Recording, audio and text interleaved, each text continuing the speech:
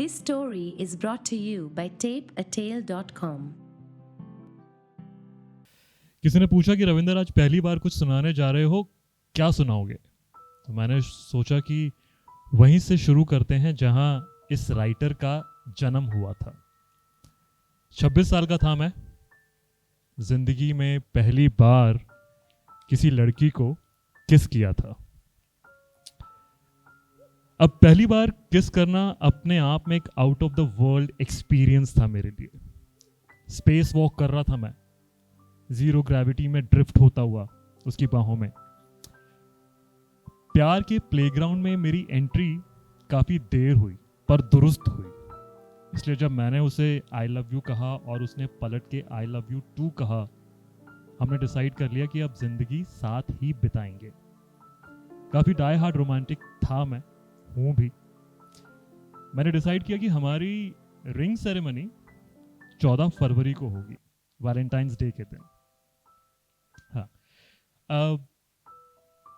मेरी लाइफ की love story में सब कुछ सही चल रहा था, पर भगवान को रायता फैलाना था जो उन्होंने फैलाया। 9 फरवरी को वो अपने ऑफिस से अपने घर आ रही थी, उसकी कैब का एक्सीडेंट हो गया। The driver died at spot and she landed up in hospital unconscious. 14 फरवरी की शाम को, जिस दिन हमारी रिंग सेरेमनी होनी थी, मैं उसके आईसीयू के बाहर दरवाजे के खड़ा था, अपनी पैंट की जेब में उसकी रिंग को अपने हाथ में दबोचे कि शायद वो होश में आ जाए। तो मैं वैलेंटाइंस डे ज़ाया नहीं करने देना चाहता था, पर ऐसा हो ना सका। 2 हफ्ते अनकॉन्शियस रहने के बाद the doctors pronounced her dead. अगले 3 महीनों तक I cried myself to sleep. मैं 26 साल का था। I cried myself to sleep, तो मेरे तकिए के गिलाफ अब हर दूसरे दिन धुलने शुरू हो चुके थे। 3 महीनों बाद मैंने अपनी रेंटेड अपार्टमेंट की दीवार पे लटकते उस कैलेंडर में भगवान की फोटो से बात करते हुए कहा कि तुमने उससे मुझसे दूर छीन लिया ना, तुम देखो अब मैं कैसे उसे इस दुनिया में वापस लेके आऊंगा अपने तरीके से।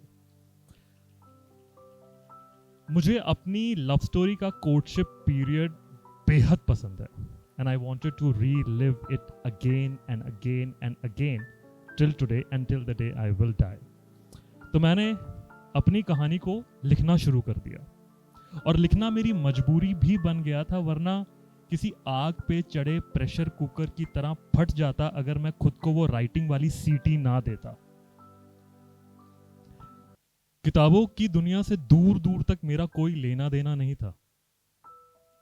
मैं पहले लेखक बना, फिर पाठक। तो जिस दिन ये डिसाइड कर लिया कि यार अपनी लव स्टोरी लिख के छापनी है, उस दिन फिर पीछे मुड़ के देखा नहीं। ये वो दौर था जब Amazon और फ्लिपकार्ट भारतवर्ष में नहीं आए थे। किताबें अब भी बुक स्टोर में बिकती थी और पब्लिशर्स को मैन्युस्क्रिप्ट तब भी A4 साइज के पन्नों पे सबमिट की जाती थी। मैंने बुक स्टोर्स में जाना शुरू किया, वहां से किताब ली, पढ़ने के लिए नहीं, ये देखने के लिए कि उनकी स्पाइन पे किस पब्लिशिंग हाउस का लोगो है, ताकि मैं अपनी चेकलिस्ट बना सकूं कि किनको वो कहानी भेजनी है। 2 दर्जन पब्लिशर्स निकाल के मैंने सबको अपनी कहानी भेज दी, ये सोच के कि बस ये हाँ बोलने ही वाले होंगे।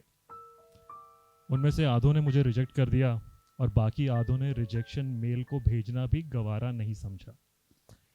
एक बहुत बड़ी इंटरनेशनल पब्लिशिंग हाउस की चेन से मुझे धक्के मार के इसलिए निकाला गया क्योंकि मैं अपनी रिजेक्टेड स्टोरी के A4 पन्ने वापस लेने चला गया था, क्योंकि मुझे डर था कि कहीं कोई और मेरी प्रेम कहानी को अपनी बना के छाप ना ले।